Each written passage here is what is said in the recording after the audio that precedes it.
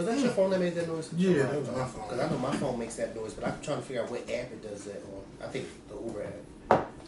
What's going on YouTube? It's Kevin and Mikkel. We are back with a new video. Hope you guys had a great weekend.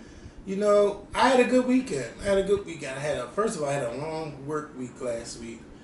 And, you know, I couldn't wait for Saturday. Got off and just did nothing. I really just enjoyed doing nothing yesterday and today.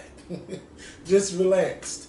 But not just nothing, but, you know, just to not have to worry about, okay, I got to go back to work. And it's just enough to relax. I had a chance to watch this wrestling documentary yesterday on A&E for Stone Cold Steve Austin. It's something about A&E and their documentaries. They are just so good, and I love the way they produce them. And like, you may have heard the story before, but this time it's like new people talking about it. You hear stuff you never heard before, and that's what I got from it, from the Stone Cold Steve Austin documentary. And what I really loved about it, what I actually forgot about, is just like how big Stone Cold Steve Austin like was, and they were just saying like how he transcended wrestling because he was in commercials, he was in movies, he was on TV shows, late night shows, and you don't really see that with wrestlers. I remember about 20 years ago when he was big. Right. Stone Cold, because that was around the time him and The Rock and all of them were out. Right. Yeah. I remember that because that's when I briefly watched wrestling. Very briefly. And y'all know I still watch Yes. it today, but it's Very definitely not on the heights or the level that it is today. Like, you don't really have a Stone Cold Steve Austin. You don't have a Rock. You don't have a Triple H or a Mankind. You don't have no stars like you did. Not big like like it was before. Right. And you know, that's the problem like with wrestling today. But I don't want to get into that. I just wanted to say, Andy, I really love the documentary. And for those who like the old school wrestlers, every Sunday night at 8 p.m. If you don't have time to watch it because y'all watching Housewives, you could just DVR it. They did one last night on Stone Cold. They had one coming up on Roddy Piper, Macho Man, The Ultimate Warrior, Booker T. I can't remember who else, but it's a couple people. I posted on my Instagram.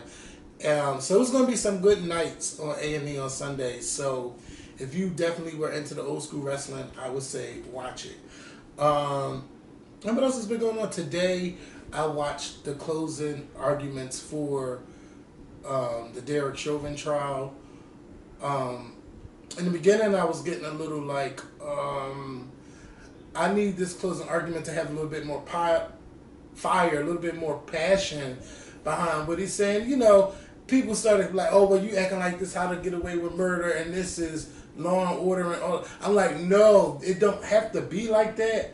Like, I want you, when you're speaking to a jury, you're trying to convince 12 people that this is why you need to vote guilty. I think it just needs to be a little bit more passion. Some people's like, oh no, because sometimes it's just best to be simple. But I feel like, where is the passion? Where is it? And I had to sit here and watch it for 2 hours. Like 2 hours of the closing argument for the prosecutor. Then we watched about 3 hours and a half of the defender. The defendant giving his closing testimony. And I was just Mikkel, the judge was like, bitch, we're going on break. Like, everybody be going to take a lunch break. That's how long he talked. He didn't remember doing jury duty when they did closing arguments that long. No, I've never done it. Like, me jury duty, and they did it that long. Sometimes they might be 45 minutes on each side. Right. And then you get the rebuttal, and then... Yeah, not no 2 or 3 hours. Now, come on now. What the fuck is you talking about 3 hours? I can go to movies. I mean, they both was breaking it down. But, see, from the lawyer that's defending Derek Chauvin, basically, he's trying to say that George Floyd is the reason for his own death. And, you know, they try to poke so many holes by saying, oh, this is the carbon dioxide from the car, or the carbon monoxide from the car. It could have been his drug use. They're trying to use everything except the knee on the neck. Everything except the knee on the neck for 9 minutes and 29 seconds. Basically, that's what it was. And then, like, he insulted the guy, the old guy that was on the stand, by saying he had a 3rd grade education and he was from the South. What does that have to do with anything? What? Yes. Who was a witness for the prosecution? Yes, he was a witness for the prosecution, but he told I didn't really watch his defense. I mean, his when he was but I remember some of it because they show the highlights of it of him breaking down and crying and telling George Floyd that he couldn't win, and this was somebody who was out there with George Floyd. Right. Okay. Right. And the prosecutor was more like, he's more like the mayor. He likes to see what was going on. Basically, he already told me, I'm newsy. Okay. So I wanted to see what's going on. Me. That's why I stopped. Me. I think that... I went inside of this church one day. I told you, me and Amber, we was coming back. Me and his niece was coming back. We was coming back from paying a bill. And this preacher had died. This pastor, very popular pastor, had died. This was 2019. He had died, and his church was doing like a 2-day. It was like a viewing, the day before his funeral, and we just happened to be driving past his church on the way back to your house, and I said, "Oh, let me pull over right here because I want to go in there and news here." Amber said, "Wait, what?" I got out of my car and went inside the church just to go view his body. Never met the man. Never met the church. And of course, because it was me, when I got in there, this guy standing in line in front of me passed out. Oh my God. And the people were looking at me because they thought we were together. I'm like, I don't know him. Right. I don't know him. And the way the church is set up, it's like, I was told afterwards, that the building used to be like a dance hall back in the day. Mm-hmm. Because the floor reminded you of a gymnasium floor. It was that type of hard, like it was. So when the guy passed out, he went boom. And I was just like, oh my God. And they were looking at me, and I said to myself, this is why my newsy ass should have came in here. Okay? This is why my newsy. When I got back in the car, Amber cussed me out from the time we left the church to the time we pulled up there. So Amber ain't go in there? No! Oh. Amber was trying to figure out why I went in there. Amber said, you don't even fucking know him. Why'd you go? I said, Amber, but I just wanted to see what was going on. Mm-hmm. Well, how did he look? He looked really nice. Mm-hmm. Really, really, really, really nice. The funeral home that did his body some years ago, this is how newsy I am. Some years ago, because I remember it was on the news, it's under a different name now. But that particular funeral home some years ago, the owner was taking checks from a neighbor, an elderly neighbor. Was that down the street? Yes, by 22nd Street. Yep, across the street from that. What's that center? Where Dobbins seems to be more center. Yeah. No, not CCB More It's Center. called the CCB More Rec Center. Right behind Dobbins. Mm-hmm. Oh, okay. Yeah. So the owner was taking the checks to the lady or whatever, and I said, "Well, where do these old people's family members be at? That's somebody who lives on their block is able to take their checks and manipulate them like that." Mm-hmm. But yeah, but he looked really, really good. If y'all seen the Long Walk video with Jill Scott, that's where he's talking about. It happened right there, exactly right there. Oh, I can't even think. Last T, Long Walk. Oh, okay. Yeah. Oh yeah, because she's in that. What's her name? Mm-hmm. The playground. Yep, she's in that playground. Yep. Right there, it happened. Right Not there. the church, no, but the funeral. The funeral home. Yeah, and that block. And he had no business stealing from that lady. You remember that story, right? Yes, yeah, that was a few years ago. Or something like yeah, that. she was in her 80s. Sold her house and everything. Yes, he did. I remember that story. That's how newsy I am. Yeah. I said, oh, that's the funeral home there about? And that happened over 10 years ago.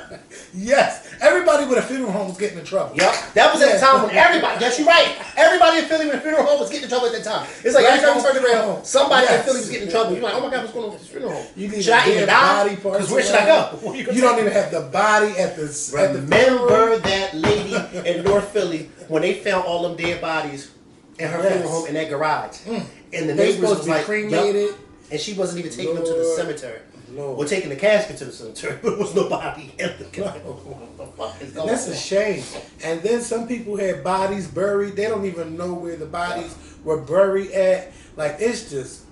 We had a funeral home behind my church like that. A few years ago, the same thing happened with them. They got caught up. They went in there, people went in there and was smelling the bodies. They had bodies that wasn't even, some of the bodies hadn't, they started decomposing. Yeah, they weren't put in the refrigerator. Some of them weren't embalmed. Some of them were, but they weren't properly stored. Oh, it was a mess. That funeral home is shut down, and it's still shut down. They never did nothing with it. And they should never open it back up. They shut them right on down. Yeah. And of course, one of the nurses at my job at the time, Miss Carol, she retired. She's since retired. But I remember when this happened, she was still working, and I remember I was telling her, I said, "Oh, Miss Carol, you know, my church is right behind that funeral home." She said, "Oh my God, you go to that church?" She said, "I used to live on the block of the funeral home." And she was telling me, she said, you know, years ago, the father used to own the funeral home, and then when he died, it went to the son, and, you know, after the son, that's when shit went downhill. And sure enough, she was right. Because when I saw the news, when I started reading more and more about it, I said, yup. I said, go ahead, Miss Carol, you gave me all the right information. She knew the names and everything. She said, yeah, because I knew the father. I used to go party with such and such. I said, oh, because she was an older lady. And so she was breaking it all down to me. She said, yeah, that church, you know, your church used to be a Catholic church at the time. I said, yeah. She said, yeah, I lived on that block for years. And she said, it's at the corner of my block. I said, oh my God. Lord. Yep, you just never see somebody newsy like me. I'm gonna get the information. And I'll tell you in a minute, I'm newsy and you know that. Right. I'm very newsy. So I mean, the prosecutor, the defense lawyer went into all the his third grade education. You heard this person, you heard that person, and then he went into his reasons why it should be reasonable doubt. Something that I love that the prosecutor did was, because I've been on 2 juries, and you know you hear stuff, but when you see stuff on the screen and have somebody actually break it down to you, besides like going back there and making your own decision and then writing a letter to the judge and then having him explain it, it was much better than how he had it. It was perfect how it was done. And, you know, they were saying, like, even if, I think he said something on the line of, even if you don't find that he intentionally did it, you can still find him guilty of murder. Like, it was just all this crazy stuff. I mean, it was all trying to just pay attention, you know, and try not to fall asleep. I don't know how juries do it for that long. This is 5 hours. Let me tell you something. When I was doing, we had this, I never forget, I was on the jury. I was on 2 good juries. One had to do with wrongful death. This family was suing, I can say something now because it was over, right? Yeah. This family was suing Jefferson Hospital for the death of their father. Because he had a stroke, and while he was in the care of the hospital, he wasn't properly, and then he had multiple, it was a mess. It was a mess. We ended up awarding the family money because and then I was so embarrassed because I was born at the hospital. Right. And I don't even know how I got on the jury because they ask you stuff like, are you affiliated or have you ever been affiliated with the hospital, something like that. I don't even remember if I told them I was born there. But anyway, and then another case that I was on as a juror, this little girl's family was accusing this guy of sexually assaulting a little girl. And the only thing was that went, it was a hung jury because it wasn't like, it was so sad, but it was like, you don't have enough evidence. And then the little girl, her was sketchy, like, you know, her testimony was like a little sketchy. To me, I kind of felt like she was being put to say certain things. Because a lot of stuff didn't make sense. And then it ended up being a hung jury for that one. But I remember the one, well, both of them, because they go for, like you said, they go real long. I remember a few times I had to like, oh my God, I'm sitting here falling asleep in this jury box. Because it did be like talking and talking, and there'd be days where you just sitting there talking and talking and talking. And they talk, you like, what the fuck are you talking about? I'm like, oh my God, I got something to do. Hurry up. I'm hungry. When it's lunchtime? Well, I just hope that the jury, you know, that they do come to a reasonable decision where I hope that he's found guilty. I hope that they did not allow the lawyer to poke holes and create all kinds of doubt, because basically that's what the defense lawyer do. Like, he came up with all kinds of ways, crazy shit to say. And then after they sent the jury back, he tried to come up with ways of how they could declare a mistrial because what's her name went to Minnesota, started talking all this shit. Maxine Waters, she do need to sit down a little bit, and she do be encouraging stuff sometimes. But I feel like right now, Maxine, this is not the right time to do that. Like, it's going to be what it's going to be, but it's definitely scary too, a little bit, because you don't know what's going to happen and how all of these cities are going to react. And you got the National Guard coming in. We don't know how long it's going to take for them to deliberate. But isn't it sad that cities across the country are preparing for because they chaos. used to these outcomes. But the fact that this just lets you know that y'all have to prepare for riots and chaos because the American people have no faith in the justice system. Mm-hmm. That's what ultimately what this is. It's ultimately saying we have to prepare for this because the American people, whether it's guilty or not guilty, they don't really have faith in the justice system that it's going to be what it should be, which is guilty. So now we got to prepare for riots and looting and all that type of stuff. But see, the thing is, the reason why we don't have faith in the justice system is because the justice system does not work for people that look like us. You know, we don't get the fair share. We don't get that. You know, I can't even. It's hard for me. I think I asked you this a few weeks ago. Like, well, what fucking cop has killed an unarmed black person and is actually in jail for that?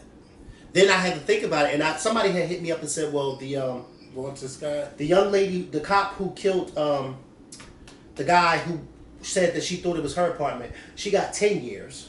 But didn't she? I don't even think she's still in prison. I don't, Kevin. That's the thing. You don't even fucking know. You don't even know if they're still in jail. And if she's not still in jail, that's even worse. That's even worse. Mm-hmm. That's why it's kind of like, well, damn, who's in jail? Who's in jail? The guy who killed Philando Castile, the cop, he's definitely not in jail. And when I saw that, I said, oh my God, this was something that was on camera too, where they said the girlfriend said that he let him know, like, listen, I have a kid. He shot him back on, while his girlfriend and the child was in the backseat. Damn. You think he's gonna pull a gun out on you while he got a girlfriend and a child in the backseat? He did all that while a little girl was in the backseat. Like, come on. And then you see him dying, hunched over, dying in the car. It's like, what the hell? Didn't they find him not guilty? Yeah, he's still got. His family got money. Yeah. That's they feel like, okay, once we give up this money, we don't have to really do what we gotta do. And you know what? Some people did not like what I had to say about Benjamin Crump on Facebook, but majority of the people did. This one girl called herself schooling me about Benjamin Crump. Oh, well, he's not that type of lawyer. So, yes, he is going to chase after a settlement because that's what his job is supposed to be. I said, well, let me tell you something. He's still a fucking ambulance chaser, okay? Because every time, first of all, he can't even talk right. He can't even talk right. But not even that, Kevin. The case with George Floyd is not even over. Now he's already at Dante Wright's family's, what's the name? Mm-hmm. It's like every time you turn around, here he comes. Here he the fuck comes. Yeah, it may be cool that he's be able to get these settlements for him, but at the very moment, I don't give a fuck about a settlement. I want the person who killed these people to be in jail. Yeah, and what else are you doing to create change? Like, nothing. Don't you ever get, like, when have you ever seen him at Senate or, trying to get a bill to be passed or something? No, because he don't care about that. He doesn't care about that. She probably was somebody related to him. In my Facebook comments, trying to tell me about him. Girl, you can't tell me nothing about Benjamin Crump because you could see right through the bullshit. Yeah, I mean, that's what happens with a lot of people, like, who's the face of things, and then you start seeing them do other things, and you're like, well, wait a minute, like, what is your cause really for? Right. Are you doing this to be famous, or are you doing this because you really care? And that's some of the things that the mother of Tamir Rice, why she got upset. Yeah. And I mean, you really can't tell people how to feel. Like, they've been around you, or you've been around them, and they get a sense of who you are. And if they feel like you haven't done anything for them, that's right. That's when they lash out. That's right. They're not asking to be treated like, okay, you got to give me millions and millions of dollars, but what are you doing and helping to make sure that this never happens to another child? Right. And a lot of people out here, they're just good for talking. Mm-hmm. They're not doing enough. And then when you raise all of this money and you ask, well, where's the money going? Can't nobody tell you where the money fucking went. Right.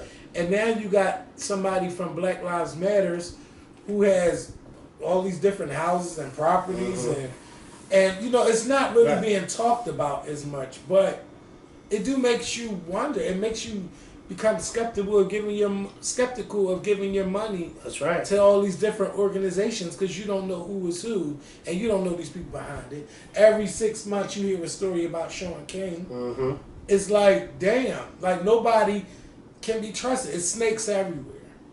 It's just snakes everywhere. And when I see Ben Crump, I just be like, listen, if anything happened to me, don't let him come around. A lot of them. You like put somebody new out there. Mm-hmm. Put somebody new out there. I don't want him. And I need to stop talking like something's going to happen to me. But I wouldn't want him there. Because that's all you did. It's just like when you see Gloria Allred. She's always, at anybody's time somebody says somebody touched me, she's there, whether it's true or false. Yeah. She is there trying to collect another ambulance chaser. She's been chasing ambulances yeah. for a long time. And now her daughter is doing the same thing, Lisa Bloom. Like, come on. Now all of a sudden they they got their little clients against T.I. and everything. You know. Gloria Allred got to be about 85. Yes. Yes. And she's there was this documentary about her on Netflix. It was really, really good. I loved it. I can't remember the name of it, but it was good, and she talked about why she do what she what she does. But yeah, I guess we all got them. Like, I don't feel like Al Sharpton is one of them type of people. I think Al Sharpton over the years has redeemed himself. And I say that because I remember there was a time where a lot of black people were a little iffy about him. Mm-hmm. Because he was caught up in a lot of scandals, too, in the 90s and the early 2000s. He was. And I think now in 2021, you got some black people that say, okay, he's redeemed himself with a lot of things that he's done in recent years. But then you still have some black people like, yeah, but I still keep that one eye on Al Sharpton because he's, whatever the case may be. But I'm just like, I don't get caught up in the hype of Al Sharpton. You know what I mean? Because I think at the end of the day, he's fighting for justice for all black and brown people. Now, the behind the scenes of how he's trying to get or whatever he's trying to get, I don't really get involved in stuff like that. But for instance, I was proud to be a part of the March on Washington last August. Mm-hmm. That was something that he brought about at George Floyd's funeral. He announced it just off the whim at the funeral, and I remember when he announced it, I said, "Oh, I'm going to go to that," and then I ended up going, and it was an amazing experience. So I can say, thank Al Sharpton for that. I watched him when he delivered George Floyd's eulogy, and I thought he did an awesome job. Yes, he did. He did an awesome job. I mean, he hit home. That's the type of preaching I like. Yeah. Tell the truth, preacher. Make it plain. Make it plain. You hurt some fucking feelings. Make it plain. I like it. And I can't wait to see what he's going to say this Thursday at Dante Wright's funeral. Because, he's delivering the eulogy there, too. I didn't even know. I didn't know when the funeral was. It's going to be on Thursday, and he's delivering the eulogy as well. So, I would rather him than... is he still talking? Preaching? Is he still doing anything? Is he still talking? No, you said it right, talking. Because he mumbles. Oh my God, he mumbles. Don't he? Stop it. But he's a civil rights yes, he is. He's a civil rights leader again and icon because he marched right alongside Dr. King too. It's hard to believe that so many people did this. It wasn't that long. It seems long ago, but it really wasn't that long. And even though a lot of them have died over the years, a lot of them are still living. Yes, they are. A lot of them are still living. But to think at maybe about 15, 20 years ago, a lot of them were still living at that time. Mm-hmm. A lot of people that were in our history books were actually still, Coretta Scott King, Rosa Parks, Dorothy Height. All of these people were still living. John Lewis. Yeah. And now they are no longer. And it's like, wow, that's crazy. They lived a long time and they lived to tell their stories. And some of their stories are still being told from the unsung heroes of the civil rights movement. And they're doing a movie on, I don't want to say the wrong name, but his name, I want to say Julian Bond, but I think that's his name. Light-skinned guy? Yeah, they're doing a movie on him. Is that he was gay, right? Or No. Bayard Rustin. Mm-hmm. As they should, because Bayard Rustin. A movie on him. Yes, he was a pivotal part. He played a pivotal role in the civil rights and Dr. King's "I Have a Dream" speech. Mm-hmm. He was right there in the forefront. And the sad thing about, and every Black History Month, I post him just so people can see his face. Because a lot of people don't even know his name or know anything about him. Because I know for a fact, I didn't learn about him in school at all. Mm-hmm. I found out about him after school when I got older and started doing more research on the civil rights movement and started finding out different names. And when I found out about him, and then I found out a big part of the reason why he wasn't put out there was because he was openly gay. And at that time, it was like, it wasn't really a secret that he was gay. So they were trying to like, yeah, he can work, but we keep him in the background because don't need anybody asking no questions. But I was just like, wow, like this man played a huge part in that movement, a huge part in the March on Washington in 1963. And yet, many people don't even know his name. They don't know his name simply because he was gay. Yeah, but I can't wait for this. I don't know when they're going to make this movie, but I did hear that a movie was going to be made about it. I wonder who's going to play him. I have no idea, but it's definitely in the works to be made. But, I just really hope, I really, really hope that this cop is found guilty, because I would hate to see what this country is going to look like this weekend. So I'm not making no plans. I'm not going nowhere. I'm just going to be home, and if I have to go to work, I'll just go to work. But that's all I can do. I'm staying out the way. I see companies are boarding up their buildings. I haven't seen downtown boarded up yet, thank God. But they might be on the verge of doing it, because right before Donald Trump, with the election day, they started boarding shit up. And that Saturday, it was like, once it was official that Joe Biden would become the president, it was just a big ass party. It was a big ass celebration. I love seeing stuff like that. It just and then it was all over the country. Yes. It wasn't just, it was all over the country. People banging pots and pans out their windows. I was all the way up Chestnut Hill. And, well, I was doing Uber Eats that day. Mm-hmm. I was home when they announced that he won. So it was a big celebration. But driving through Germantown and Chestnut Hill, and the people were out in the street banging and banging. And I mean, all the way from Chestnut Hill over to City Hall. I mean, it was, and then to think, and I said, wasn't this was God's doing? Mm-hmm. Because everywhere I saw on the news where people were celebrating, it was a beautiful day. It wasn't no rain or nothing. In every city from the West Coast to the East Coast, it was no rain. From Los Angeles to Atlanta to Philly to New York, it was a beautiful day that Saturday. I'll never forget it. And everywhere you looked on the news, everybody was out in the street celebrating. Yes. I said, look at God. He said, I'm going to hold back the rain just so y'all can go out in the street and celebrate. I know Donald Trump was somewhere kicking there. In that White House. Over. And to think that a few days before that, he had came out there and declared himself a winner. You fucking jerk. At 2 o'clock in the morning, tell me, y'all can stop all this. Yeah, because I won. I won.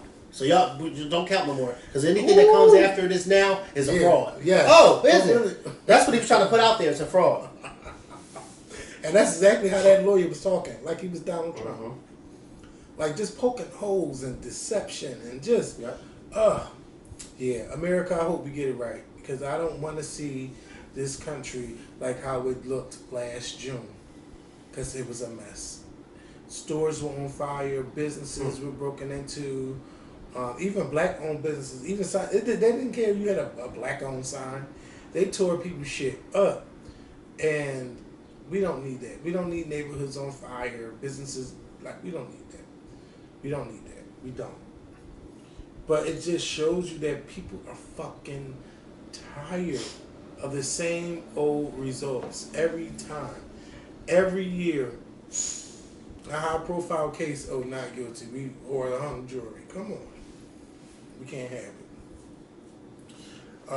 An R. Kelly associate pled guilty to setting a car on fire of one of the girlfriends of that was on the TV with R. Kelly. He drove from Georgia to Florida to set the girl's car on fire. It was a rental car. He Googled where she lived at and he went there. And the reason how they caught him is because they caught him on toll cameras coming down. Of course, because everywhere's a camera now. So of course, stupid. They caught him on cameras paying tolls, and that's how they got his ass. And I know R. Kelly didn't directly tell him to do this over the phone. I hope not. But it's just sickening that these people are still out here defending R. Kelly at all costs. And it's going to be what it's going to be with R. Kelly as well. We really haven't heard too much about him, but I do know that a trial is upcoming in August for the things that he has done. If some people still listen to his music, I'm one of them that choose not to. If I hear it come on, I just change the music. Because it's just the way the song, like, you may love a song, but then you think about like how he wrote those songs and the real meanings behind those songs. I don't want to celebrate that. So I don't listen to it. But I just find it stupid that somebody that works for R. Kelly went and did this. Then he was Googling how to get how to do certain things, how to set the car not on fire. I guess how to get away with it.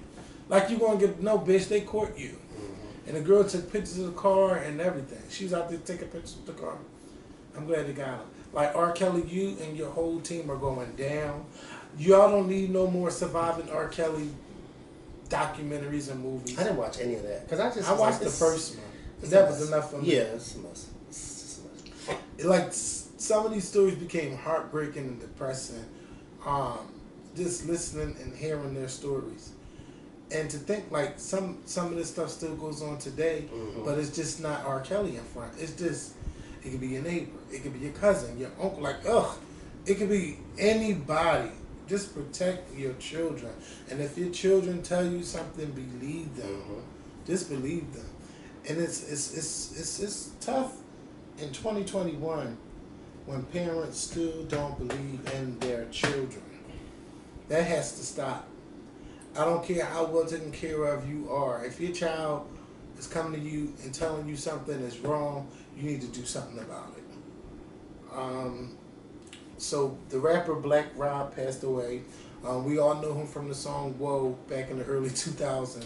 Whoa, I don't remember nothing. What's that? Oh God, I just posted it. My mind just Lord.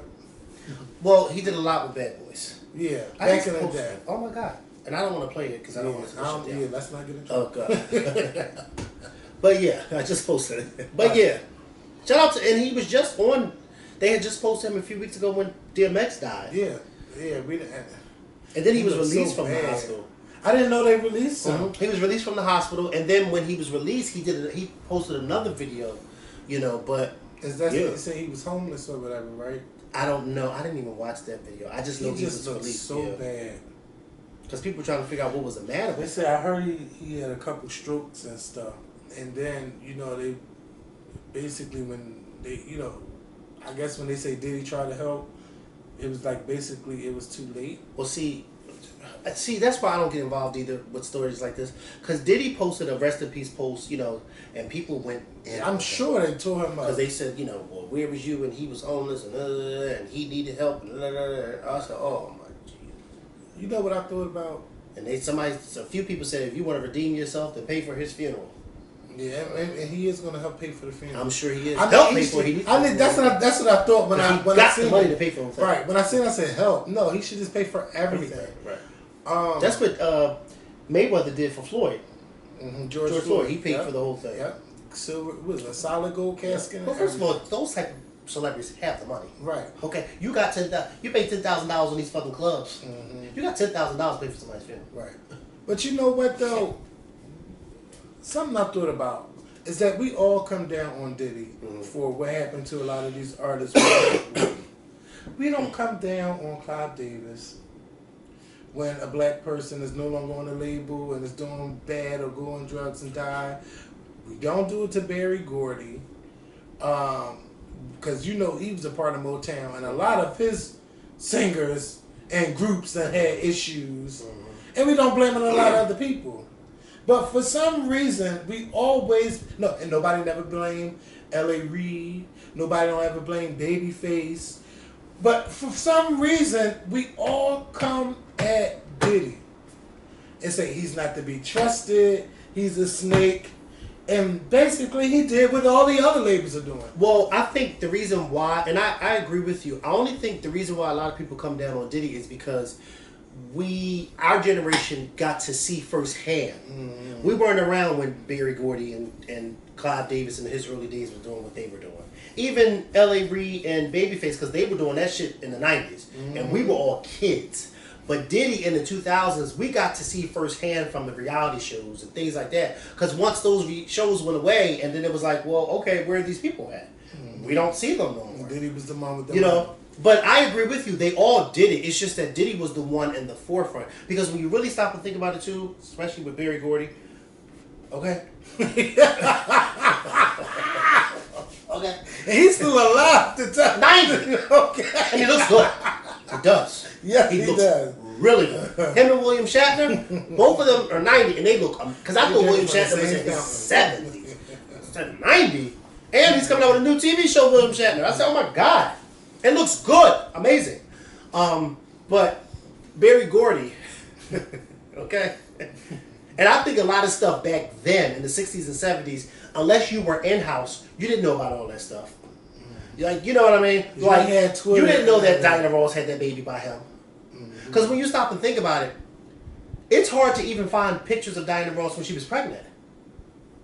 Yeah, I don't like, think I've ever yes, seen you've never seen the pictures of her. Exactly. Because when those artists got pregnant, they disappeared. And then they came back out when they had the baby. So you don't even know who the baby's by. Unless you are in-house. Because it's a well-kept secret. Nowadays, artists can't do that. You not only are going to know when they're pregnant, you're going to know who the baby father is. You're going to know who the baby father's mother is. So I think times have changed. But you're absolutely right. Because none of them are innocent. None of them. It's just that Diddy just happened to come up in an age where social media, reality TV, a lot of these tabloids are reporting on stuff now that back then they weren't privy to. I know this has nothing to do with Diddy, but it has kind of a bit to do with how things are reported. Remember, I said years ago we had a president who was paralyzed from the waist down. Many people today don't even know we had a paralyzed president. For 12 years, he was our president and he was in a wheelchair. And a lot of people don't even know that because there's not many photos of him in his wheelchair. Because back then, the press respected the fact that he was paralyzed. And so they wouldn't take pictures of him until his agents got him situated to where they needed to get him situated. And then they would take pictures of him. But there's not many pictures of FDR in his wheelchair. You see what I'm saying? So I think now it's like times have changed where you couldn't have a paralyzed president now because it'd be all over social media and all that. But to think that we actually had a time when we actually had a paralyzed president from the waist down, and there's many people today who don't even know that. Is he the reason why they don't do... He's the reason why president's now only 2 terms. Right. Because he was a 4-term president. He won back to back to back to back. And then he died during his 4th term because he was really sick. But then maybe about, not right away, because I think it was like in the 50s. It was like almost 10 years after he died when they came up with an amendment that, listen, your presidents can only get 2 terms. Unless they become president during a time when their vice president and the president that they're with dies, and then, you know. Yeah. But yeah. So yeah. So times have changed. Yes. But I totally agree with you. I totally agree. Yeah, I just, you know, I think it's very unfortunate that he passed. But just like when we was talking about last week about the insurance thing, I do think that artists should either sit some money to the side for that, or these labels should have some type of agreement where, like, if you stay on the label for a certain amount of years, or you know, for a certain amount of albums you drop, they have to take care of them or help. Well, I think. Well, see, I agree with that to an extent because it's kind of like a job. When jobs give out benefits, you know what I mean? Now, I don't know the ins and outs of these labels and if they give their artists these life insurance benefits and all that stuff, but I agree with you that they should. However, if you eventually get dropped from us or you don't work for us no more, then why should we still be paying for your benefits? You don't work for us no more, so then you got to go get your own benefits. Yes. But you need to be smart enough as an artist to put some money aside because everything that glitters does not always last. It doesn't always last. So therefore, you better have some money to the side because you never know when a label may just drop you because the next new thing may come around. The next Rihanna may come around. The next Chris Brown may come around. So you never know. So you better have some money to the side because eventually your time may come to an end. Everybody is not as fortunate as a Diana Ross or Aretha Franklin or Tina Turner or Patti LaBelle. Their times definitely came to an end, but yet they still had money, and they were bigger in life. And you could go on tour with those songs. With those songs, gonna make money. Yep. A concert gonna make you more money than the CD will. Yep. See, those artists, Aretha, Patti, Diana, Gladys. Those artists were big, but then even in their 70s, they still remained talked about figures. You know what I mean? Like you said, they didn't have to put out another album, but they could go on tour. Yeah. Gladys Knight was on tour, what, 2 years or a year before the pandemic started? Mm-hmm. Even Dionne Warwick still going on tour. Yeah. Here and overseas. And I don't know who the hell's going to see her. People somebody's going to see her. Yes, they are. She's doing virtual concerts now. Listen. They getting paid. She's on there talking about how she's and shout out to Tiana Taylor because she is trying to get Tiana Taylor to play her biopic. I said, go ahead, Tiana Taylor. That's how you do that. Yeah, she's in talk with Netflix. Yep. Like this is something that's happening. And she said Tiana Taylor. Yes. Tiana Warwick said Tiana Taylor. Okay? She don't want nobody else. Right. Just like Aretha said Halle Berry. Fuck what she thinking. Halle Berry. But then Halle said no. Yeah, she said, well, I don't want nobody that's got not confidence to play that. And Halle ain't mutter a word after she said that. No. And she never heard about it no more. You thought Halle Berry was going to respond back to that?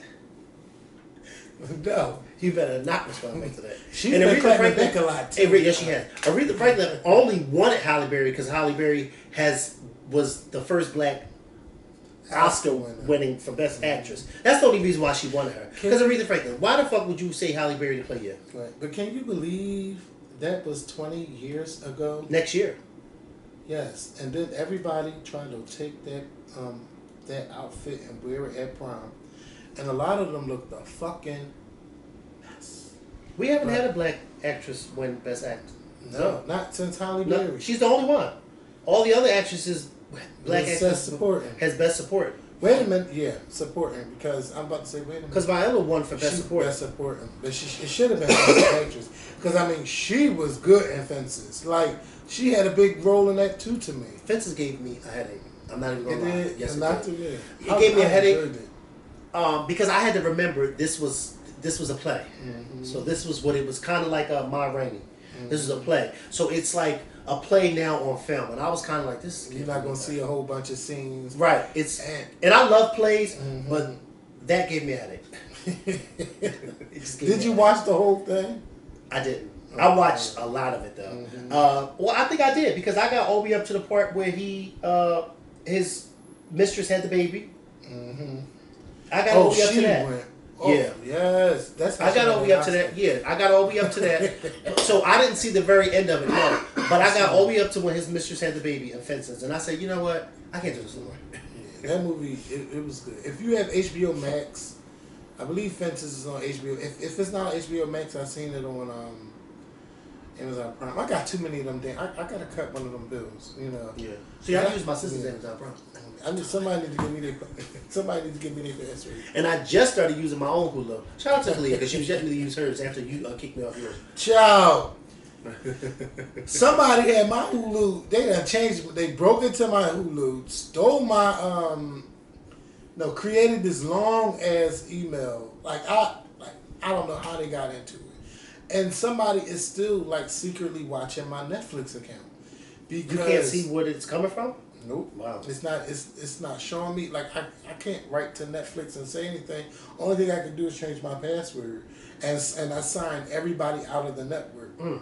So, what they showing me, like if a TV show, like for instance, remember when the black shows came on Netflix? You had Moesha, mm-hmm. Girlfriends, The Game.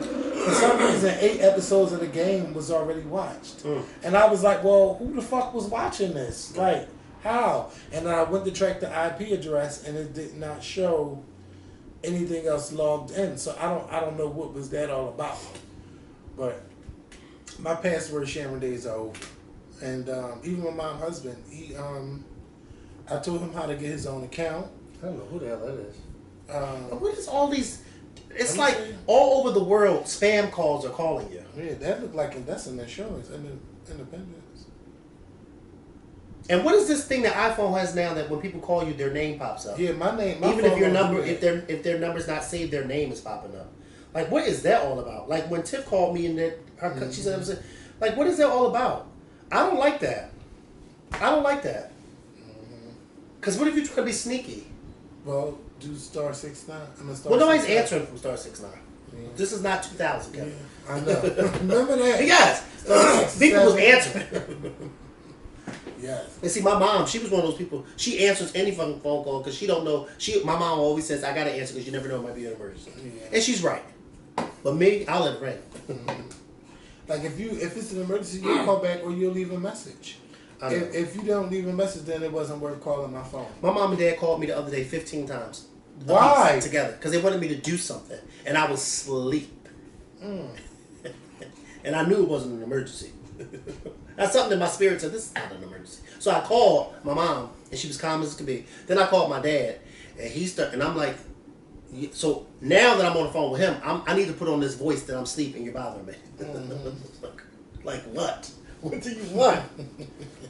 You called me 15 times for nothing, and both of y'all know I'm asleep. I work overnight. I'm in here asleep. Right. What the fuck are y'all calling me for 15 times? Well, what did they want you to do? Kevin, nothing. And see, my mom know when you got an attitude, so then she tries to push it over on my dad. Mm-hmm. Well, call him. I see why my sister don't deal with that. I see why. She does the bare minimum because she always says they don't listen. Mm-hmm. And they really don't. And I told this guy recently, I said, oh my God, we are getting older to the point now that we're becoming the ones that we are now having to do everything for our parents. Because it's like, wow, because they don't listen. You know what's the craziest thing? So what I do with my customer service job, right? When you tell people that they have to go online to do stuff, they get a whole attitude. That's right, because you got a lot of older people who don't. But the crazy thing is, though, Mikhail, the internet has been around for at least 30 years. Kevin. No, since... No, you're right. 95. 95 years. Yeah, 95. For about 25 years. Yeah, 95. So you mean to tell me you haven't got in front of not one computer, you haven't researched anything online, you haven't had to print out a document, nothing? Let me tell you something, Kevin. My mom is a tad bit more savvier. My father, you can forget it. You can forget it. My dad, I don't know if this was a few months ago. It may have been a little longer. But my dad retired a few years ago. But he got to the point that he didn't want to stay home. Right. He wanted to still do something. Well, then comes the job applications. And that was online. Oh my God. He could not believe that you had to go online and do it. When I tell you one day he cussed and cussed and cussed, and I heard him cussing, and he was like, what the fuck? Why the fuck you gotta go on? What the fuck is this all about? I mean, and I'm looking at him like, wait a minute. But then I had to stop and think about it. Mm-hmm. For over 30 years, my dad worked as a construction worker, so he already had a job. Mm-hmm. Then at the time, anything computer related, me and my sister were younger, so we knew. Right. So if he needed help or needed something, he just came to us. But now that everything is computer related, even down to the TVs, it's like his mind is kind of like, and you sit there and you say to him, this is your password, Dad. Write this down so you won't lose it. Here. And he tell my mom, oh, Marcy, write that down. No, I'm not writing that down. You write it down. I'm like, oh, my fucking God. So he said, Dad, well, you got to write it down and just put it somewhere. Here, put this. Then when you come back to something and you say, you go on something and you say, well, wait, account has already existed. So what's the password? Password? Oh, I don't know the account is exact. Oh, my God. Yeah. What the fuck is going on? That's exactly how I be feeling. Yeah. See, that's the thing now. When you tell them, okay, all right, you don't get it at all. You got to use the internet. They get upset. Then I ask them, do you have an email? Okay, you got an email. So if you got an email, is it connected to your phone? Yes. Well, if it's connected to your phone, And if you do everything I tell you to do, you'll be able to do this. But people really get upset. And then it's like you hear the same line over and over. And, well, why is it like this? Well, listen, if you want to make this change, you have to sign into your account online. It's horrible. Oh, well, I try to register and they say it's registered already. I'm like, oh my God. Let me tell you something. My mom, it gets on my nerves. like I said, my mom is a tad bit more savvy because my mom, she's on Facebook with her, so she knows, you know, she got a little bit more. She's not, but she is a little bit more than him. He had to, not too long ago, my dad had to do a virtual doctor's appointment. Mm-hmm. Oh. Why the fuck did they give him that? Did they send him a text message? Oh my God, he couldn't get to his text message. Then he couldn't get, and I'm like, he don't have an iPhone. He got an Android. Mm-hmm. And I've never had an Android. Mm-hmm. I've always had an iPhone since 2007. So here I'm trying to find out how you use an Android. I don't have an Android. So I'm trying to find this and that. So I'm like, well, how do you get to your apps? He's like, huh? What's that? I said, oh my God. Let me tell you, if they told you you had to go online to get a stimulus check and it was $3,000 waiting for you, I bet you there'd be everybody learning how to get on that computer and get that money. Let me tell you something. I said, thank God for that doctor and her patients. Right. Because somehow she probably used to she ended up, whatever I did, she ended up being able to hear him. Mm-hmm. This was the thing. But he couldn't find out how he could get the controls to the camera. Mm-hmm. And neither could I. Because he had Android. Yeah. So once it finally I got it for him, she said, my dad, you know, and she said, no, it's all right. It's all right. It's all right. But I could hear the noise in the background, but she was quiet while I was trying to figure out everything. I'm like, oh my God. Dad. He couldn't, and he said it so casually, like, yeah, they told me I got to do a virtual interview. And I'm like, and as soon as he said it, I said, oh my God, because he's going to need me to help him. Yeah. And sure enough, when they called him, he needed me to help. And I said, and it's so sad because it's like, to you be thinking to yourself, wait, this is common sense. This is what we all have to do now. This is the way of the world now. But for him, he don't understand that, Dad, everything is computer based. Yeah, nobody's going to no job and saying, can I get a job application? And they're just handing you a piece of paper. You fill it out right there. Right. No, you're doing it online now. Mm-hmm. I miss the days when you could walk inside of a business and get a job application. Yeah. But now you got to fill it. Oh, I hate that too. But it's like, Dad, this is the way of the world. But he don't get it. And my sister, they don't even call her for nothing. She tells them off. She tells them in a minute, I told you to write this down. You didn't write it down. I can't help you. She don't want to be bothered because it becomes frustrating. Right. Like, I keep telling you and you're not listening. Right. I mean, I remember a point where, like, okay, when my mom was like, okay, put the Netflix on the thing. And once she got it, she was okay. Right. But Keith always would come in there and touch something. Then you don't know what they touch. And you don't know which input. She don't know which input to put it on. And then she always do this with, no, don't do it for me. Right. Let me do it. And I'm like, okay. And then you let her do it, and she still don't remember how to do it. Yeah. You know? I still even remember, like, you know, when she was in her thing, I would be like, well, Mom, if your TV been sitting like this, why you didn't just call me and say something? Because she probably was sitting there trying to figure it out. Yeah. Like, they want to try to figure it out before they call you. And I realize now that when they call you, it's because they tried and they can't get it. Mm-hmm. How you work this computer? No, don't do it for me. Let me do it for you. Because if I sit here and figure why you do it frustrating, and I don't want to do time consuming. Yep. Like, okay, like right before WrestleMania came on, my mom's husband called me. First of all, I'm mad that you called me when you know we all about to watch wrestling, and it comes on at 8 o'clock.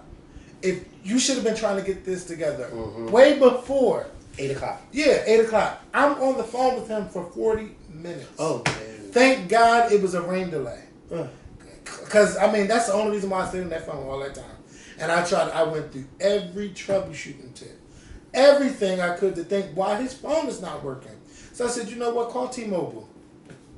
Oh, it was because I had a VPN or something like that. I don't even know what the fuck a VPN is. Yeah, but I have that on my phone too, and I just be like, what the fuck is this? Yeah.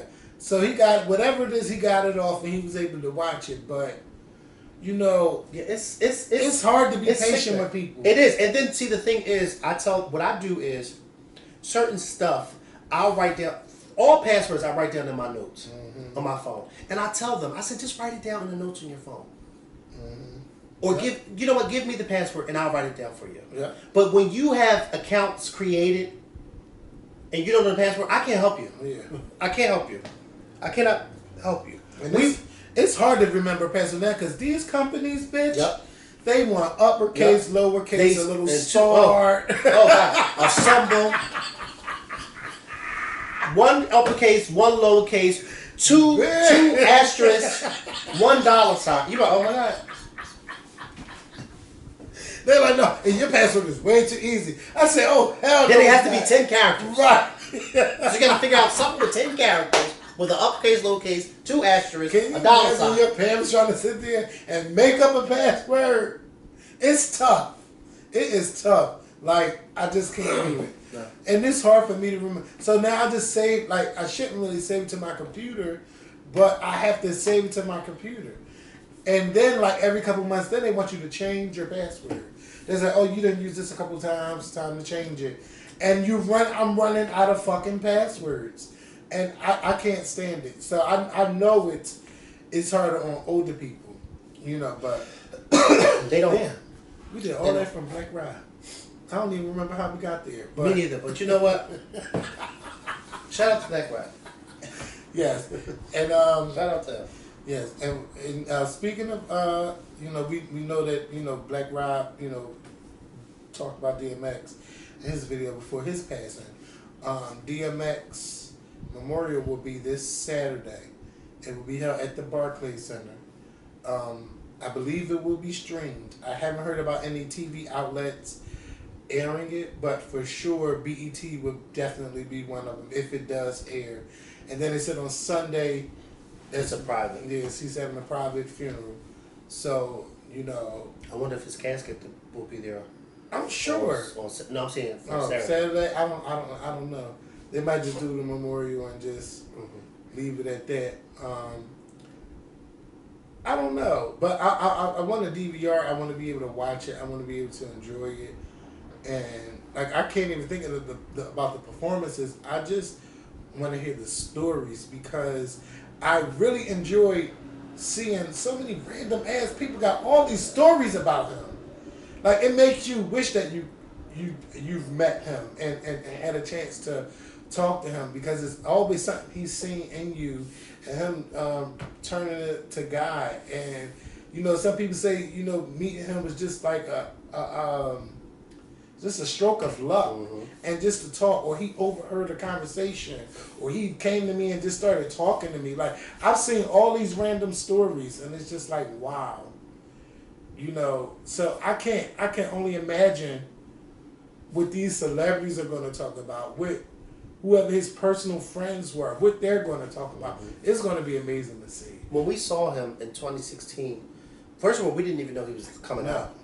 And when he came out, it was like the whole building was about to collapse. Yes. Because, I mean, the screams. They screamed for him from the time he came on the stage to the time he left. Oh, you wouldn't expect to see DMX at a Philly show. I would think he would come out in New York or something like that. But come to find out, after I posted that video on my page, people said that he had been coming out in all of the cities that they Oh. Yep. Somebody said he came out in D.C. and Chicago. He was coming out, not all, but in a lot of. But I mean, why not? Well, that's Philly? good Philly's that a big city. we didn't know ahead of time. Yeah, we're a big city, so I could see him coming out here. But that was amazing, and just the fact that we were able to see that up close and in person, just that one time. We can say, well, we saw DMX. Yeah. I was able to experience him. Yeah. Not just him walking on stage and talking, but him performing. That I will always cherish. I will always cherish that. So Janet Hubert has a new role, a new star role. I don't know what else she's been doing, but I know that she's going to be on The Last OG with Tracy Morgan. Tiffany Haddish won't be returning to season 4 of the show. But she's supposed to be coming on the show to play the best friend of Anna Mariah Horsford, who used to play D on... What was the name of that show, Mikhail? What show? D on What's Happening? No, bitch. Oh, wait, who? The Wayans Brothers show. The Wayans Brothers show. Do you know she's like 75 years old? Yeah. Like, I never thought she was that old either. I thought she was young, but she's up there. I know she play on one of the soap operas now and stuff like that. But Janet Hubert has a new role, and I'm happy for her that she's getting a role somewhere. Ever since this, not interview, but the conversation she had with Will Smith. Because you haven't really seen that. You know, she do certain interviews, but I'm happy for her that she's working somewhere. And hopefully this leads to more roles for her. I want to give just a shout out to Beyonce and her titties because, I mean, she looked amazing in her white suit in Vegas. Her and her husband. They said this was their celebration of their 13-year anniversary. It don't even feel like 13 years. But 13 years married, but like 20 years together. Yes. It's a long time. Yeah, I forgot all about the anniversary and how important the number 4 is to Beyonce and everything. I forgot all about that. I think she's getting ready. You're seeing a lot of her now. Yeah. I think she's getting ready for something in Vegas. Well, maybe. Or Miami. I think so. I'm about to say Miami. Now all of a sudden, here goes Beyonce. And if you pay close attention to her, she's still thick, but that body is starting to get real back in shape now. It's getting back in shape now. Like she's getting ready to do something. Yeah. A few months ago, she was thick Beyonce, mom Beyonce. I like her look at the Grammys. Now she's starting to slim on out. Mm-hmm. She's hitting the gym. And now you're seeing more of her. More of her. Mm-hmm. You ain't see her nowhere. She's probably vaccinated and everything. Okay. She ain't put her card out there and nothing. You think she's not vaccinated? Of course she is. Yes. So I don't know what she's got coming, but I'm excited. Also, you guys, speaking of Destiny's Children, we will be having Michelle Williams on our podcast very soon. And she has a new book coming out called Checking In. So if you haven't pre-ordered it on Amazon, please make sure that you do so. And what else I had to say? Also, she has a podcast called Checking In. And I've been listening to some of her podcasts. Now, she did an interview. Not an interview, but her and Kelly Rowland was more so talking. I don't know, y'all. I don't know how I felt about it. Like, I don't know.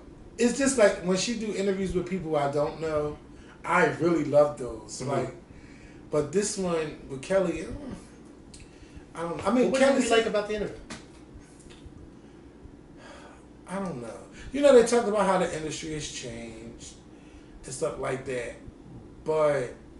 And this is coming from 2 insiders. Because they've been around for 20 years. 20 plus years. I just feel like that fear Kelly talking about, I think she still has, even though she said it's a lot to like overcome. I think a lot of the older artists had that fear, and I think that fear is like of rejection. I'm not as hot as I used to be. Who's going to care? And will radio play? Even though they say radio, they don't care about radio. They care about that. Like, because you're not going to be in the studio. And, Michelle made it a point that, like, Kelly's paying for her own studio time and all of that stuff. But I'm not going to be paying my money and not expecting to get no money back. Not just for a couple fans to listen to my shit and say, I like it. I didn't like the fact that Kelly was like, I just put this out there. I just threw K on it. And I didn't like the stuff that I was hearing. I just was like, there is not really any thought behind this. Right. And you know who you've been with for all these years? Right. She would never admit to that. Right. Right. And yes, she did. Right. I like how she said I did be there in 2 weeks. It don't sound like 2 weeks worth of work. But she's like, I've been recording songs for 6 years. But then you got to remember too, both of them have 2 different machines behind them. Yeah. Beyonce's machine is a tad bit different from Kelly's, even though Kelly should have the same machine. Yeah. And that's the problem that I've always had over the years, because you're like, Kelly is super talented, but you don't see, like you said, you're not seeing that. And for me, I think it's even more probably troublesome too now, because it's like Kelly's about to be 40. Yeah, she is 40 now. Well, yeah, she is. Mm-hmm. So it's like, well, what? Because remember, we saw the Tina documentary when they were talking about Tina Turner was pushing 40, and it was like, well, who's gonna wanna, you know? You in your 20s and 30s with Ike. Now you in your 40s. Who's gonna wanna listen to you? The way Tina reinvented herself. Right. But see, everybody can't reinvent themselves like that, especially if you've been struggling to even carve a lane for yourself after leaving a popular group. Yeah, now when you think about Kelly now, it's okay, I got this clothing line, I'm working out, right. I'm on this judge show, right. I had my children, hey y'all, it's me and my husband. Right. Like, girl, where is the fucking music? Right, musically, because stop and think about it. Since leaving Destiny's Child in 2005, excuse me, what big hit has she had? Not, and I don't mean an overseas hit. I mean a hit here that you can possibly say, wow, like, wow. It's been, what, 10 years since Motivation? Motivation. That's it. Motivation. That's probably the only real big hit that she's had. And that was a big hit. I actually forgot about that until you just said it. But I think now, what I love about what Michelle has done is, Michelle did what she needed to do, but now she's ventured into another lane. Mm-hmm. She's in that podcast lane now. She's in that motivational speaker lane now. You know what I mean? And it's working for her. Michelle had a huge hit with When Jesus Says Yes. That was a huge hit. You had everybody singing that song. Mm-hmm. You know what I mean? You had churches. I remember when the youth choir at my church sang that song. I was so excited because I'm like, oh my God, I know her. And they're singing it. And my first lady, she was just directing the youth choir. And I mean, they were singing that song. And I remember I even recorded it and sent it to Michelle. She was like, oh my God. And I was just like, yeah, she's going to be up there singing. You see what I'm saying? Like, Michelle had that. Mm-hmm. Kelly has had motivation, but it's like, after motivation, it's like, okay, what are you doing? Whereas though, I think that for years, Michelle was the butt of the jokes for a lot of people who just were being mean and nasty. But look how she has thrived. Mm-hmm. Look how she has thrived. She has gone through her trials and tribulations with depression and all that stuff. But look how she has thrived. Now she's in her podcast lane. I'm on Facebook, not Facebook. I'm on Instagram catching up on who she's talking to on her podcast. Mm-hmm. You know what I mean? Like, she's made a lane for herself. Kelly has made a lane for herself when, like you said, the clothes and everything. And I feel like now, a lot of the times, first of all, can I be honest with you? I see more of Kelly on Miss Tina's page than I see Kelly on her own page.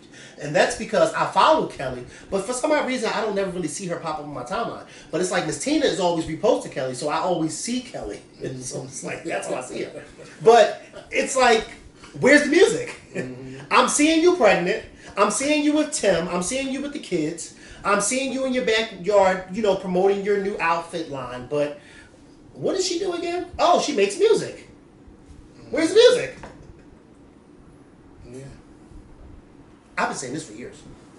Yeah, I have too. Years. I think we've all been saying this. Yeah. For years. For 13 years that we've been doing this show, we've been saying this. And can you believe it's been 8 years since she dropped the album? Right. I feel like now with Michelle, Michelle, you really don't even have to make no music.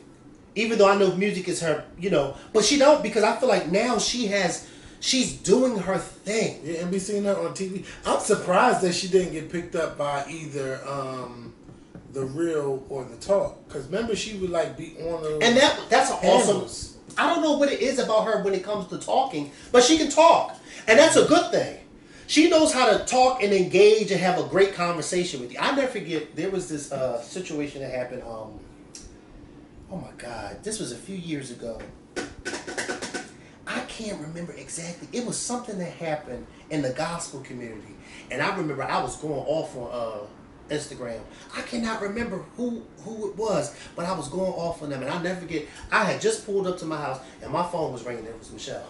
And we was having this back and forth conversation, and she was trying to get me to see where she was coming from, and I was trying to get her to see where I was coming from, and we was on that phone for about an hour, maybe an hour and a half, going back and forth, and I was like, listen, girl, I don't care what you were saying. And I mean, we were going, she was like, no, because you need to pay attention. I can't remember, but you know what I'm talking about, yeah.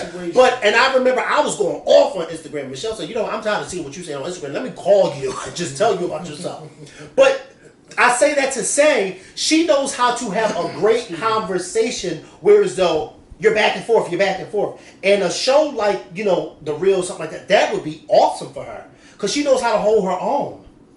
Mm-hmm. And to think that a few years ago, there were hashtags for Michelle. Mm-hmm. like she has it. Kelly has it too. You're just waiting for her to find it. Like, Kelly, you got it. Kelly's beautiful. Kelly can sing. Kelly can do her thing. It's just like, why is Kelly not... And like you said, what damn good is it to pay for studio time if ain't nobody going to hear the music? Right. Because that's a handful of fans. My sister, she said, like, I didn't even know Kelly had new music out. Right. And then she was like, well, what's up with these YouTube views? Like, why aren't they watching her videos? And I was like, I don't know. Like, I don't know. The only thing I said, well, it's a pandemic. She can't promote it like that. And see, I never really got into the whole when she was doing When Love Takes Over, because I felt like majority of the Destiny's Child fans were R&B fans. Mm-hmm. They were not into that. I loved it. I know you loved it. I know you loved it, and it wasn't a bad song. But to get down to the nitty gritty, a North Philly girl who loves Destiny's Child and loves R&B music is not listening to no dance pop. They're just not. You know what I mean? You like that kind of music because you're into a whole plethora of different artists. But a girl from the hood who is in love with R&B music is not going to then follow you because you're doing dance pop just because you came from Destiny's Child. You know, they want to hear that great music. I said this a long time ago, and I think I said this on the show too. Kelly Rowland could have done an Emancipation of Mimi type of album. She could have definitely done that type of style album.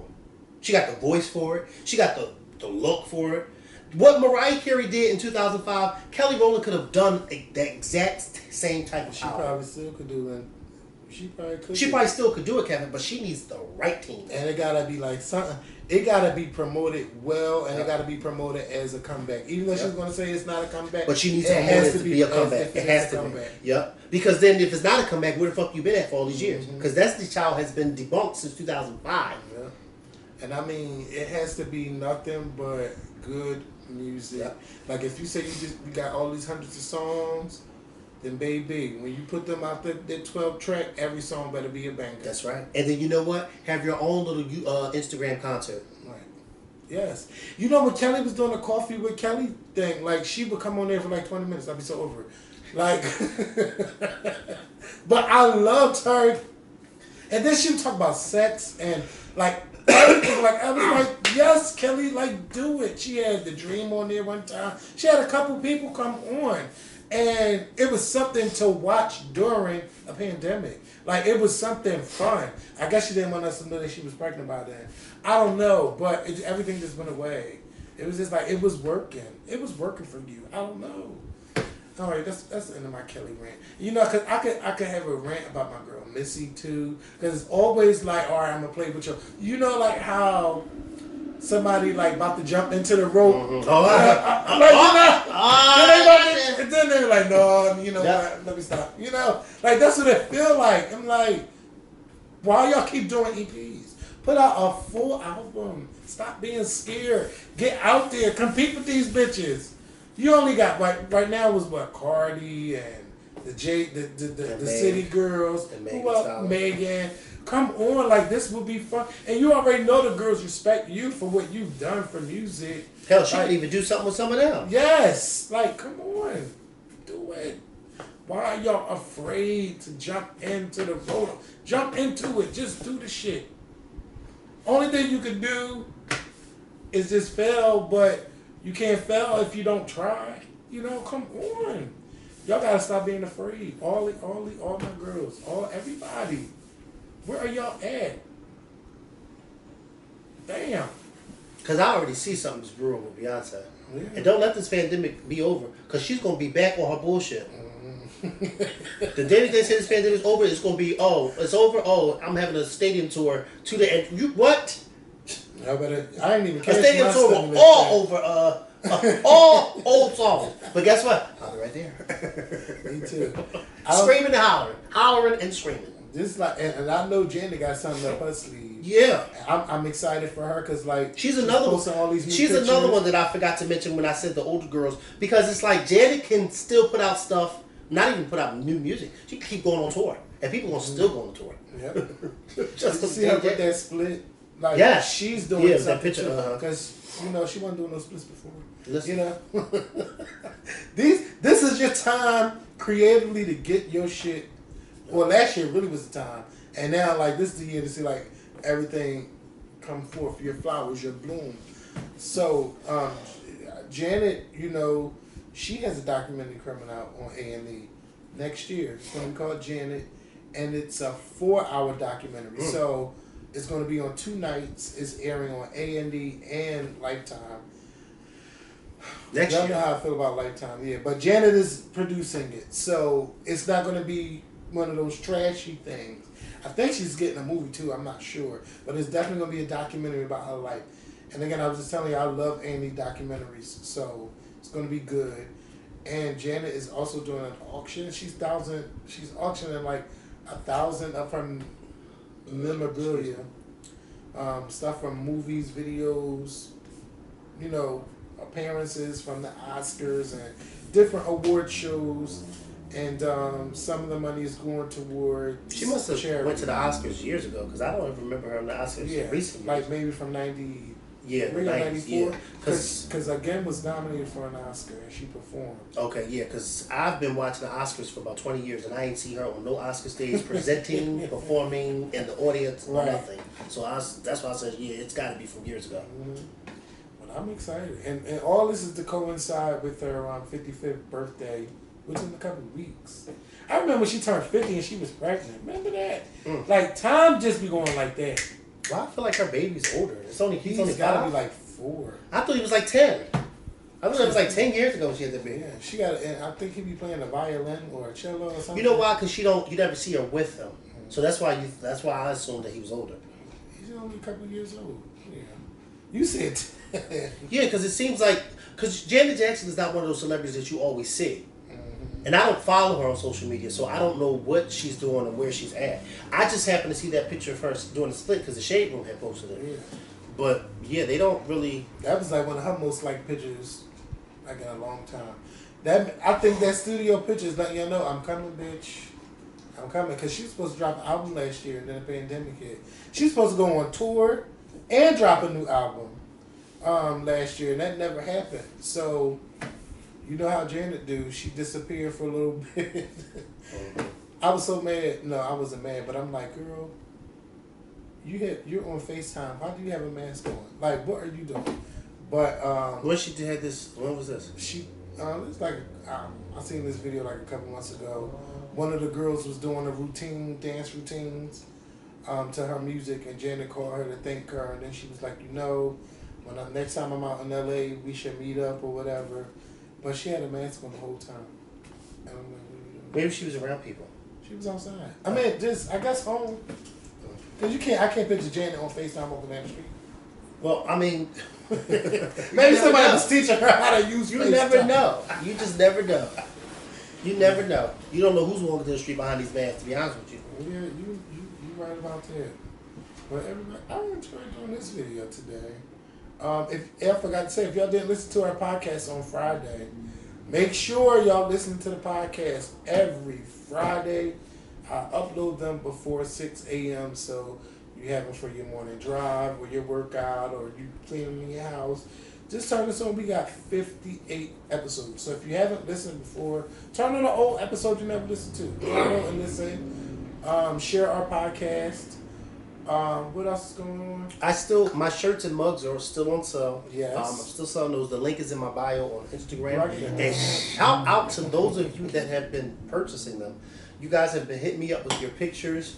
and I've been reposting them. So thank you. I haven't seen you put them on your stories. Yeah, I put them in my stories. Oh, because some of them I put on my pages, and some, for the most, I put in my stories. But thank you, because I just reposted one of my stories. Thank you to all of you that have purchased. I'm actually working on with some new stuff, so be on the lookout for that. But in the meantime, hit the link in my bio on Instagram and just go shopping. Yes, and even if you're blocked, I believe you can click the link in the bio. I don't think anybody who's blocked would want to buy anything from me. But they've been saying, unblock me. Sorry, what did they say that to? They've been putting in my page. Oh, I was thinking, I don't see it. Oh, of course I don't see it. Because they're blocked. I was going to say, who did they say that to? And I blocked somebody for trying to start something. You know, I blocked that person. They don't post. Right. So it's always pages that come to your page starting shit. And I've noticed that, like, that 911 Philly page, people be saying the most dumbest shit, and then, like, their page only be having, like... Yeah, because it's a fake page that they make just to be able to go on there and say talk shit. Because they can't talk shit from their regular page. Because then everybody will know who it is. Yeah. Right. Like, I make sure I just go in there, like, every couple of weeks. But when I do go, I go there every day. Did you see that video with the boy that ran up on that white man? That did and what? They ran up on the white yes, man. and he started screaming like that. But I wish that camera was close enough so we could see the boy, so we could shame him. Because that's what you get. See, you could tell they were young though. This is why robbing people and guns isn't for everybody. That's exactly what he gets. And his mother, I wish that his camera. Mother said something? No, I'm just saying, and his mother should be able to see what her son is out here doing. He squealed like a fucking pig. That's as he should, because I think that guy got on his fucking neck. Yeah, he was like, okay. Then and you know what? I was like, you know what? Good for him. First of all, you see how he slammed him on the Yes, I mean, I thought he broke the guy's neck. I thought he did too. I thought he broke that boy's neck. Like, I kept watching it. That boy had it coming to him. You ran up to him, and you heard the guy say, "Are you serious? Yeah. Are you serious?" He smacked that gun out that boy's hand and threw him on that fucking ground. And then that's how you know you shouldn't be out there robbing nobody, because your friend didn't even jump in to help. Yeah. Even when the gun fell on the street, your friend could have put the gun up. I think that gun probably was real, the way he was screaming like, okay, my life is about to end. Yep. Like, my goodness. But see, that's why you shouldn't be out here trying to rob people, because you don't know who you're robbing. Yeah. That guy smacked that gun out that boy. That's how you know you shouldn't be robbing nobody, because that guy smacked the gun out your hand. Yeah. His hand was probably shaking or something. And then picked you up and slammed you on the ground. I know he felt that. Yes. He felt that days later. His adrenaline probably was, but trust me, that next day he felt that. That's why I said I wish the camera was close enough to see his face, so you could shame him. See, you fucking dummy. You out here robbing people. Yeah. Kids, y'all just gotta be kids. You gotta pay attention to your kids. Do like my mother used to do. Check up in your kids' room, especially if you got sons every now and then. See what they got in them rooms. Because there ain't no way on earth how y'all got these young guys laying up in your houses with guns and drugs all up in your houses, and y'all don't know. Y'all don't know. And then they hiding them. They not even hiding them. They keeping them on the drawer, in the drawer, and on top of the dresser or inside of the drawer. They ain't even hiding them. They don't have moms like they don't. We have moms. They don't. Because my mother was always checking my room. Twice a month she was going to my room when I wasn't there, checking to see what I had in there. But you have to. You have to. Just like these kids who be building these bombs and shit like that. Yeah. You have to do that. But these parents, I don't even understand, because these parents, Kevin, are our age. Yeah. It's like, well, did your mother and father not do this to y'all? Like, how are y'all letting these 16 and 17-year-old boys bring guns in your house? They was like, when I had my kids, I'm not going to do this to my kids. Yep. That's the problem. That's what you get, yeah. Yeah, I just, for the life of me, don't know how a 17-year-old or 18-year-old or 19-year-old or 20-year-old has a gun in your house and you don't know that there's a gun in your house. Because the kids get caught up with the wrong people and they're not paying attention to who their children's friends are. Yeah. You know, they need to start playing that. It's 10 p.m. Do you know where your kids are? They need to start doing Lord have mercy. Remember that commercial? And the news used to do it before it came on. Yep. They need to start doing that again. You say that to these kids today, they don't know what you're talking about. Man. I remember the days when they say, yes, do you know where your kids are? When you hear about kids beating up sector workers at damn near midnight, like, what if that man had a gun on him and start shooting at your kids? Come in that station. Yeah. Yeah. Did you see that video? Yeah. Of them all jumping that guy like that. Then if you would have pulled the gun out and shot them all, then he would have been the bad guy. Right. Yeah. The parents would have been, oh, why did he have a gun? No, why did your child go down there and do what they did? Yeah. And it's so crazy because nobody seems to be able to identify their child from these cameras. Because my mother could identify me from the back. She didn't have to see me, my face. I just thank God that my nieces, as bad as they are, that they're not that type of wild. Yeah, they're not that type of wild. No, they might run their mouth. Because they, at the end of the day, they're very scary. Yeah, and you know, I'm like in a year now.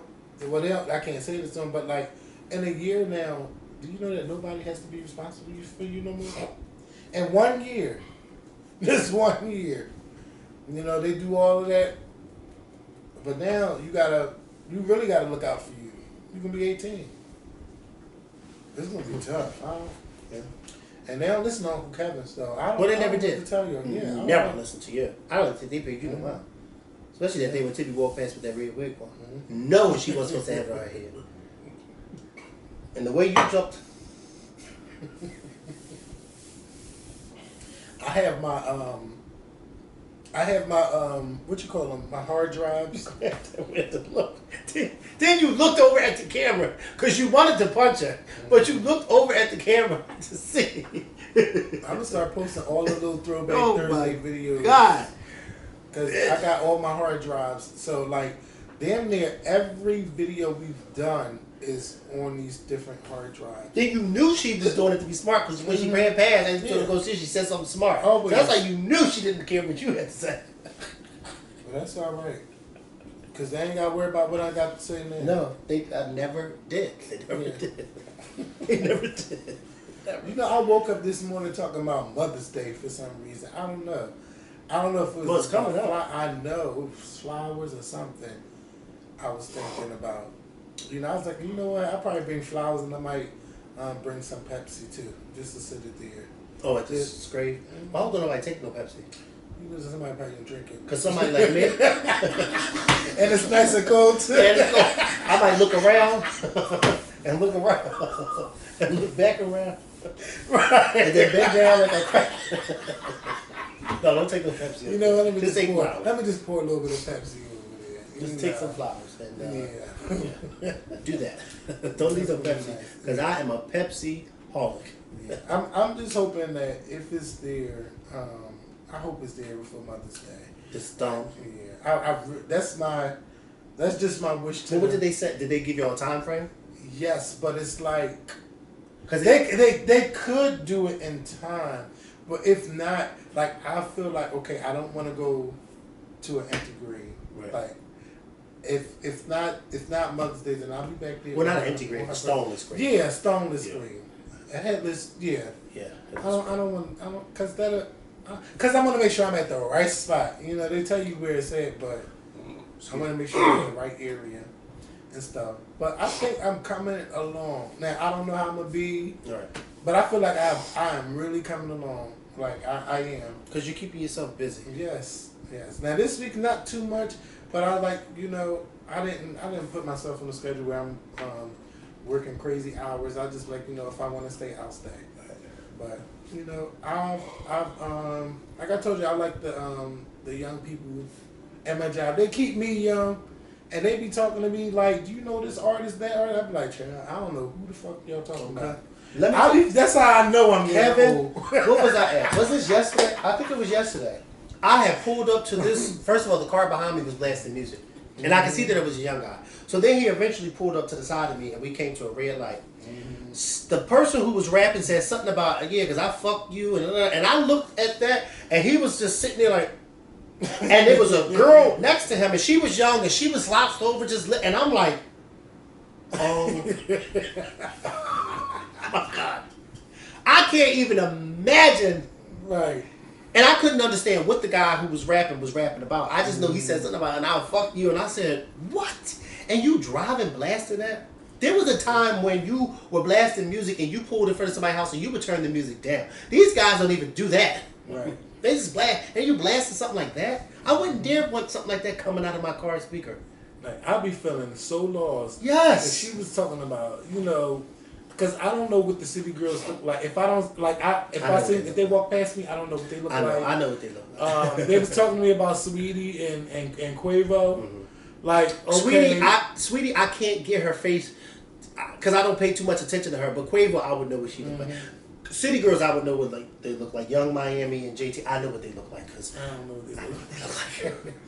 and they be talking about all these other people, and I just be like, who are they? Yeah. Like, and remember, like I remember, like when I first started this, like I was into all the celebrities, like all the musicians and what they got going. You know who would know everybody now? Daryl. Daryl knows everybody. I texted him last night. This nigga watching American Idol.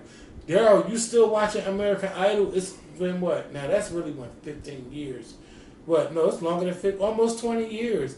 I'm just not into Idol no more. It's not appealing. They don't have guests that I really want to see on there.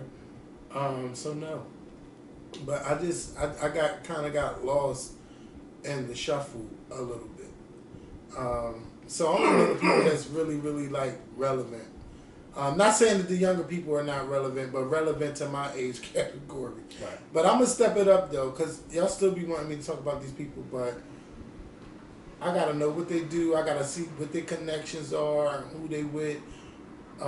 Like I know Megan because she burst on the scene, and I just feel like her performances are memorable, and she don't play about her performances. Like she makes sure it's right, and I have never seen a bad performance from her. And hopefully it stays that way. But yeah, we about to get up out here. It's almost 8 o'clock. My cold is breaking up. Thank you, Jesus. Yeah, we're finishing at a decent hour. Yeah. So I could edit this. I could be in bed on time and get up for work. So that's good. Let me go because I'm hungry. I gotta go get me something. Yeah, I'm about to order something from Uber Eats. I don't know what I'm gonna get, but let me tell you something. Thank you for saying Uber Eats because I drive Uber Eats. I did it all this weekend. Let me tell y'all something. Let me tell y'all motherfuckers something, okay? Because it has to be said. Kevin, it has to be said.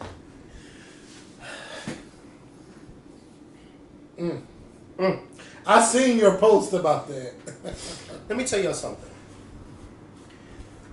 When someone comes to pick you up or to drop something off to you, be at the door. Mm-hmm. That app lets you know when your food has arrived. Okay? Sure does. It lets you know. I should not have to knock and then call. Oh, here I come. I shouldn't have to do that. Okay? Mm-hmm. A lot of y'all are not coming to the door like you're supposed to. Okay? And it's really, really upsetting me and my homegirls. Okay. And some of you are very apologetic, and I appreciate that. But some people come to the door like, Like do people leave tips? Oh, God. Let me tell you something. People leave great tips. Yeah, it's kind of like you're being forced to tip. Like when you on the app and you order, it's kind of like, our drivers, they need something. Like, bitch, won't y'all tip? Yeah. They do leave great tips. And some people leave, the minimum. Yeah. And some people leave really good tips. I'll never forget, I delivered to this guy. He left me a $25 tip. And I was like, wow, yes. That's really appreciated. It really is appreciated. However, I just think that it's common courtesy to make sure you're at the door when your stuff arrives. Now, if you don't want to be at the door, then don't have meet me at the door. Have leave at the door. Because now they give you that option. You can leave the food at the door, or you can meet the person at the door. But if you want them to meet you at the door, then you need to be at the door when they come to your house. Okay? And if you live in an apartment, then you really need to be at the door. Yeah. You need to make sure you come down. The steps, Right. I don't make nobody wait. You shouldn't do that because what I try to let people know is a lot of times you don't have just your food in the car. You have somebody else's food in the car too. Mm-hmm. So I'm delivering so I can get to their place. Yeah, and the places need to make sure that food is ready before they call y'all to come. Oh my God, fast food places are the worst. They are the worst. They are the worst. Mm-hmm. And I don't mean to be, but I'm not even gonna say this. You should see their ratings in the app. Well, there's this place called I'm not gonna say it. Don't get in trouble, please. I don't want to get nobody no bad publicity. But people see my attitude when they take on, and they the Uber hit me up and said, "Oh, your ratings, satisfaction rating is going low." I said, "Well, that's fine with me as long as I'm still getting paid, because I cannot hold back when you're irking me." And I need to learn to work on that. Now, who's rating you? Well, they say customers and merchants, but you really don't know who's really doing it. You don't really know who's doing it. But see, my thing is, I have a low tolerance for people who are not doing what they're supposed to do. That's just always been me. And if I come to you and you're not ready, I have a problem with that. And best believe when you come to that door, you're going to see it on my face. You're just going to see it on my face. I have a problem with that because I think that it is rude to do that. It is so rude. I always, whenever somebody would come and pick me up, like if my car didn't have a car, I would make sure I was at that door. Even today, if I have to catch an Uber, I'm making sure I'm at the door before the Uber even pulls up on my block. Because people don't want to wait. They don't want to wait. Nope. They don't want to wait for you to come to the door. Oh, you outside? Oh, here I come. No. Be downstairs. Ubers cost way too much for me now. Because if it's a day where if I'm running late for work, like before it would be like $10. Now these motherfuckers be want $33, $35. I don't know what that's all about, Kevin. Yeah. I was going to go to church a few weeks ago before I got my car back. I was going to go to church, and my church is in Westfield. That thing said $50 to go there, $50 to go there, $50 to come back. But tell them I don't see the think next so. Sunday. Okay, I didn't even do that. I went to another church closer to. Well, yeah, I went to a church close. Listen, then one of the ministers gonna say to me the following Sunday, "Oh, where was you at?" Because I was looking for you because it was Easter. I didn't go to my church on Easter. I went to another church. I said we was in that parking lot. I said, "Oh no, I was coming here because that thing." She said, "Oh yeah, I don't blame." Oh, I'm like paying $50 to come over down here. Yeah. Just to get somebody in the church to my damn nerves. Don't do that. No. I'm not paying $50 to come to church. That is out of the question. You kidding me? It's time to go because I'm getting mad. Yes. I'm getting mad. All right, everybody. We will see you guys this weekend with a new podcast. Hopefully we have a good. If the verdict comes, hopefully it's good that we can talk about the podcast. If not, Lord, because I think it's gonna be over. You might see me out there. Yeah, I'm telling you. we'll talk to y'all soon. You might Stay see me safe. out there, Kevin. I'm telling you because I was You talking to gonna my be aunt and she said.